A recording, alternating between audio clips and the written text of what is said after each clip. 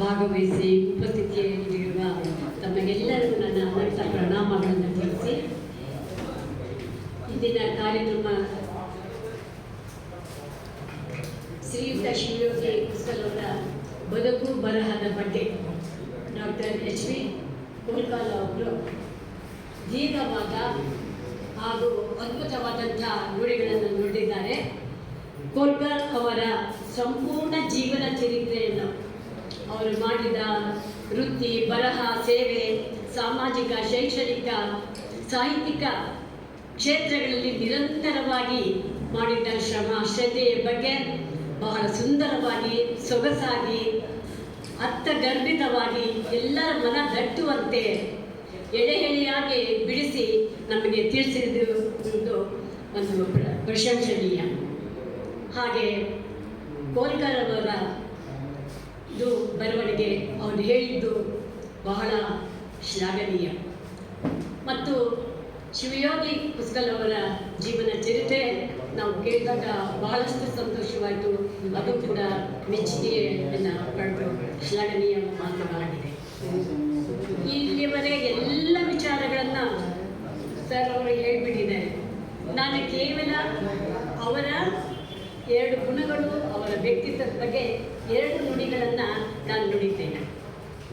Sir ಅವರು ಶಿವಯೋಗಿ ಪುಸ್ತಕಲ್ ಅವರು ಎಲ್ಲರೊಂದಿಗೆ ಅರಿತು ಬೆರೆತು ಆಪ್ತರಾಗುವವರು, ವಯಸ್ಸಿಗೆ ತಕ್ಕಂತೆ ನುಡಿಯುವರು, ನಡೆಯುವರು, ಮುತ್ತಿನಂಥ ಮಾತುಗಳು, ಎಲ್ಲರೊಳಗೆ ಒಳಗಾಗಿರುವವರು.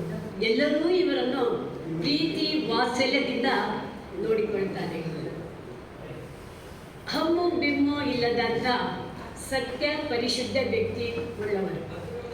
ಬಿರುಸು ಮಾತುಗಳಿಲ್ಲ, ಸಕ್ಕರೆಯಂಥ ಅಕ್ಕರೆಯ ಮಾತುಗಳು.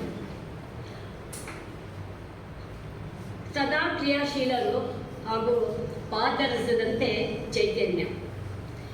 ತಾವು ಬೆಳೆಯುವುದರ ಜೊತೆಗೆ ಮತ್ತೊಬ್ಬರನ್ನೂ ಬೆಳೆಸುವಂತಹ ಉದಾರ ಮನಸ್ಸಿನವರು ಹಾಗೂ ಬೆಲ್ಲದ ಬೆನ್ನು ತಟ್ಟುವ ಸದ್ಗುಣಿ. ಒಟ್ಟಿನಲ್ಲಿ ಹೇಳಬೇಕಂತ ಹೇಳಿದರೆ ಸರಳ ಸಜ್ಜನರು ಅಂದರೆ ತಪ್ಪಾಗಲಿಕ್ಕಿಲ್ಲ ಅಂತ. ಅವರು ಉತ್ತಮ ಸಾಹಿತಿ, ಶ್ರೇಷ್ಠ ವಾಗ್ಮಿ, ಒಳ್ಳೆಯ ಬರಹಗಾರರು, ಸಂಗೀತ ಪ್ರಿಯರು, ಮಾತಿನಲ್ಲಿ ಚತುರತೆ, ಚಾಣಾಕ್ಷತನ, ಸಂಘಜೀವಿ, ಸ್ನೇಹಜೀವಿ, ಎಲ್ಲರನ್ನೂ ಮುಕ್ತ ಭಾವದಿಂದ ಆಕರ್ಷಿಸಿ ನಗಿಸುವಂಥ ಒಂದು ಚೈತನ್ಯವನ್ನು ಅವರು ಪಡೆದಿದ್ದಾರೆ ಅಂತ ಮನಸ್ಸನ್ನು ಹೊಂದಿದ್ದಾರೆ. ಹಸನ್ಮುಖಿ.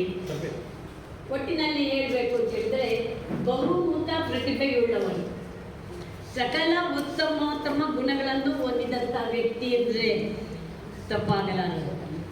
ಇಲ್ಲಿಯವರೆಗೆ ಅವರು ಮಾಡಿದ ಸಾಹಿತ್ಯಿಕ, ಸಾಮಾಜಿಕ, ಶೈಕ್ಷಣಿಕ ಕ್ಷೇತ್ರಗಳಲ್ಲಿ ಮಾಡಿದಂಥ ಕೆಲಸಗಳನ್ನು, ಅಪಾರವಾದಂಥ ಈ ಅನನ್ಯ ಕೆಲಸಗಳನ್ನು ಸರ್ ಅವರು ಸಾಕಷ್ಟು ಹೇಳಿದ್ದಾರೆ. ನಾನು ಕೆಲವು ಹೇಳಬೇಕು ಅಂತಂದ್ರೆ ಮತ್ತೆ ಜಾಸ್ತಿ ಆಗುತ್ತದೇನೋ ಅನ್ನುವ ಭಾವನೆಯಿಂದ ಅವರು ಅನೇಕ ರಾಜ್ಯ ಮತ್ತು ಜಿಲ್ಲಾ ಪ್ರಶಸ್ತಿಯನ್ನು ಮುಡಿಯೇರಿಸಿಕೊಂಡಿದ್ದಾರೆ. ಅವರು ಹೇಳಿದಂಗೆ ಗೋರೂರು ಪ್ರಶಸ್ತಿ, ವಿಶ್ವೇಶ್ವರಯ್ಯ ಪ್ರಶಸ್ತಿ, ಕಿತ್ತೂರು ಪ್ರಶಸ್ತಿ ಮುಂತಾದವುಗಳು, ಅಭಿನಂದನೆ ಗ್ರಂಥವನ್ನು ಜೀವನ್ಮುಖಿ ಬರೆದದ್ದು, ಅದ್ರ ಬಗ್ಗೆಯೂ ಕೂಡ ಸರ್ ಅವರು ತೆಗೆದು ಹೇಳಿದ್ದಾರೆ. ಕಡೆಯದಾಗಿ ನಾನು ಹೇಳಬೇಕು ಅಂತಂದರೆ, ಈಗ 2 ವರ್ಷಗಳ ಕೆಳಗೆ ನಾನು ರೇಖಕಿಯ ಸಂಘದ ಅಧ್ಯಕ್ಷರಿದ್ದಾಗ ನಾನು ಒಂದು ಆದರ್ಶ ವ್ಯಕ್ತಿ ಅಂತೇಳಿ ನನ್ನ ಪತಿಯವರ ಯಜಮಾನರ ಸ್ಮರಣ ಅಂತ ಇಟ್ಟಿದ್ದೆ. ನನಗೆ ಒಬ್ಬ ವ್ಯಕ್ತಿ ಬೇಕಾಗಿತ್ತು. ಎಂತಹ ವ್ಯಕ್ತಿ ಅಂತ ಹೇಳಿದರೆ, ನಮ್ಮ ಯಜಮಾನರು ನನಗೆ ಎಲ್ಲ ರೀತಿಯ ಪ್ರೋತ್ಸಾಹ ಕೊಟ್ಟು ಹೊರಗಡೆ ಹೋಗಲಿಕ್ಕೆ, ಸ್ವಲ್ಪ ಅಲ್ಪ ಪ್ರಮಾಣ ಸಮಾಜ ಸೇವೆಯನ್ನು ಮಾಡಲಿಕ್ಕೆ ಉತ್ತೇಜನ ಕೊಡ್ತಾಯಿದ್ರು. ತನುಮನ ಧನದಿಂದ ನನಗೆ ಸಹಾಯ ಮಾಡ್ತಾಯಿದ್ರು, ಎಲ್ಲಾದರೂ ಏನಾದರೂ ಕೊಡಲಿಕ್ಕೆ.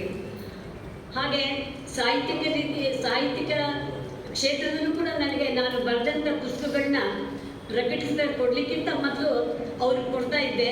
ಅವ್ರು ಎಲ್ಲ ಓದಿ, ಇಲ್ಲ ಈ ಶಬ್ದ ಸರಿ ಇಲ್ಲ, ಈ ಶಬ್ದ ಹಾಕಬೇಕು ಅಂತ, ಈ ಥರ ಒಂದು ನನಗೆ ಮೊದಲನೆಯ ಫಸ್ಟ್ ಗೈಡ್ ಆಗಿದ್ದರು. ಅಂಥ ವ್ಯಕ್ತಿ ಇದ್ದ ಎಲ್ಲ ಹೆಣ್ಮಕ್ಳಿಗೆ ಮುಂದೆ ಬರ್ತಾರೆ, ಹೊರಗೆ ಬರ್ತಾರೆ, ಪ್ರಗತಿ ಆಗ್ತಾರೆ ಅಂಥ ವ್ಯಕ್ತಿ ನಾನು ಹುಡುಕ್ತಾ ಇದ್ದಾಗ ನನಗೆ ಕುಸ್ಕಲ ಅವ್ರ ಬಗ್ಗೆ ಗೊತ್ತಿರಲಿಲ್ಲ.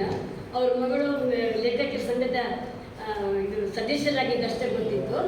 ಆಗ ಜ್ಯೋತಿ ಬದಾಮಿಯವರು ಹೇಳಿದರು, ಇವರು ಶಿವಯೋಗಿ ಕುಸ್ಕಲ್ ಅಂತಿದ್ದಾರೆ, ಅವ್ರಿಗೆ ಈ ಥರ ಎಲ್ಲ ರೀತಿಯಲ್ಲಿ ಇದ್ದಾರೆ, ಹೆಣ್ಮಕ್ಳನ್ನೆಲ್ಲ ಭಾಳ ತೋರಿಸಿದ್ದಾರೆ ಅಂತ ಹೇಳಿದ ತಕ್ಷಣ ನಾನು ಅವರಿಗೆ ಫೋನ್ ಮಾಡಿದೆ.